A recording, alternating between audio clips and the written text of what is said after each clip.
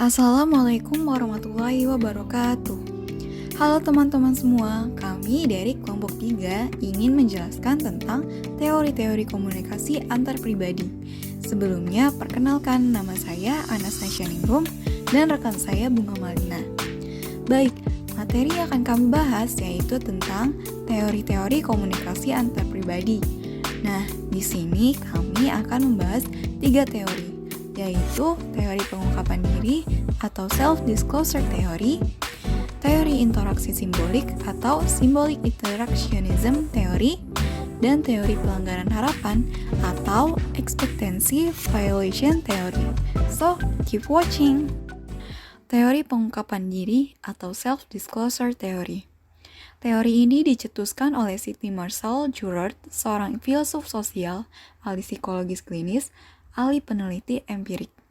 Self-disclosure atau pengungkapan diri adalah proses keterbukaan diri seorang individu terkait informasi yang sebelumnya hanya diketahui oleh dirinya sendiri, kemudian dibagikan kepada orang atau individu lain yang meliputi pikiran, perasaan, dan ungkapan-ungkapan lain yang mendalam tentang dirinya. Dari teori ini, terdapat model inovasi baru yang dicetuskan oleh Joseph Loof dan Harry Ingham pada tahun 1955, yaitu teori Johari window atau sering disebut juga jendela Johari. Jendela Johari ini adalah teori yang menyangkut konsep diri atau bagaimana seseorang memahami dirinya sendiri maupun diri orang lain. Model teori ini memahami diri tidak hanya dari perspektif diri sendiri, namun juga dari perspektif orang lain. Oleh karena itu, teori jendela Johari juga berguna tidak hanya untuk individual, namun juga untuk tim atau kelompok.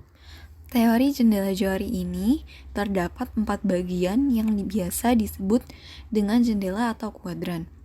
Kuadran 1 disebut dengan open self atau open area.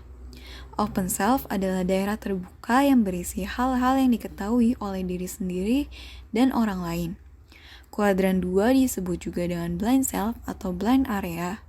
Blind self adalah daerah buta yang berisi hal-hal yang tidak diketahui oleh diri sendiri namun diketahui oleh orang lain. Kuadran 3 disebut juga dengan hidden self atau hidden area. Hidden self adalah daerah tersembunyi yang berisi hal-hal yang diketahui oleh diri sendiri namun tidak diketahui oleh orang lain. Dan kuadran 4 disebut juga dengan unknown self atau unknown area.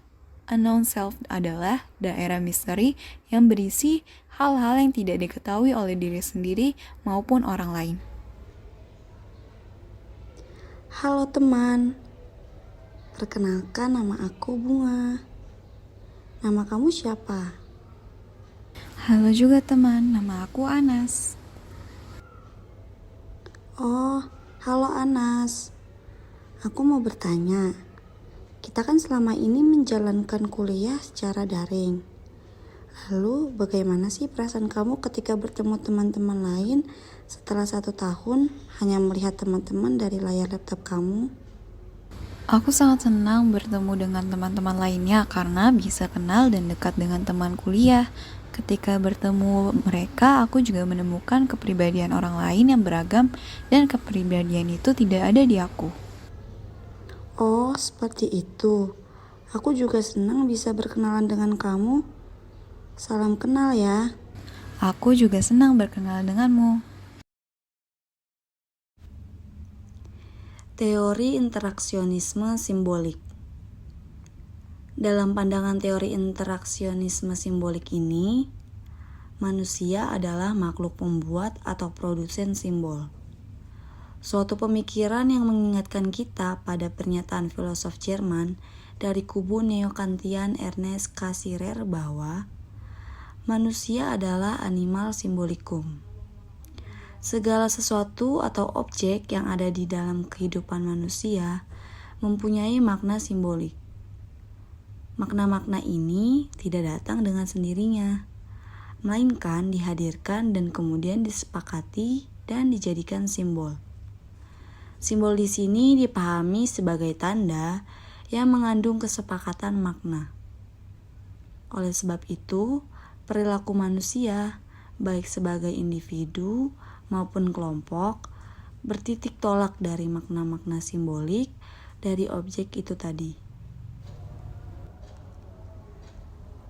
Ada mahasiswa yang baru saja selesai kuliah. Mereka ingin pergi makan bubur yang letaknya di depan kampus. Tetapi karena salah satu mahasiswa ingin mengerjakan tugasnya, akhirnya salah satu mahasiswa tersebut membantu membelikan bubur agar temannya juga bisa memakan bubur tersebut. Yuni, aku mau beli bubur deh, kamu beli tidak? Mau dong, Din. Tapi aku masih ngerjain tugas nih, deadline-nya besok. Oh, ya udah nitip aku aja. Jadi aku beli 2. Yang satu buat kamu, yang satu buat aku. Boleh deh, boleh. Makasih banyak, Dina. Hei, iya sama-sama Yuni. Teori pelanggaran harapan atau expectancy violation theory. Teori ini sering juga disebut dengan teori pelanggaran harapan atau teori penyimpangan dugaan. Pencetusnya adalah Jude K. Burgon.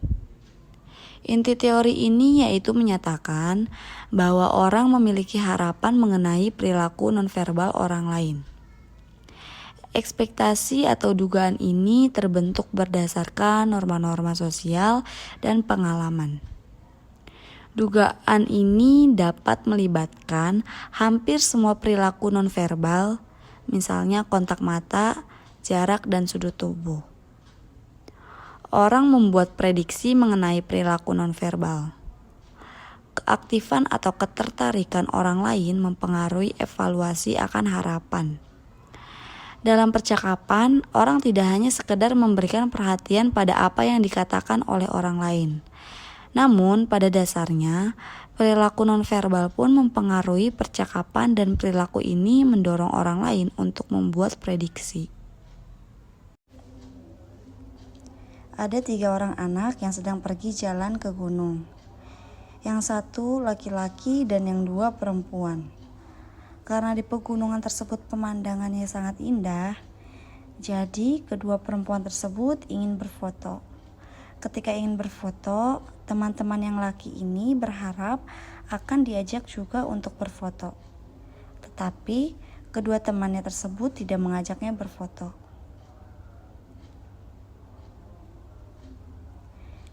Pemandangannya bagus nih, foto yuk. Ayo.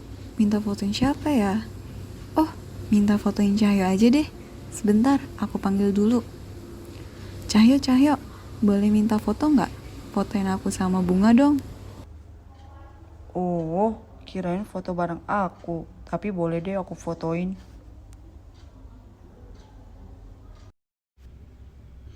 Jadi teman-teman semua sudah mengerti bukan terkait teori-teori komunikasi antar pribadi? Itu dia pembahasan teori-teori komunikasi antar pribadi dari kami.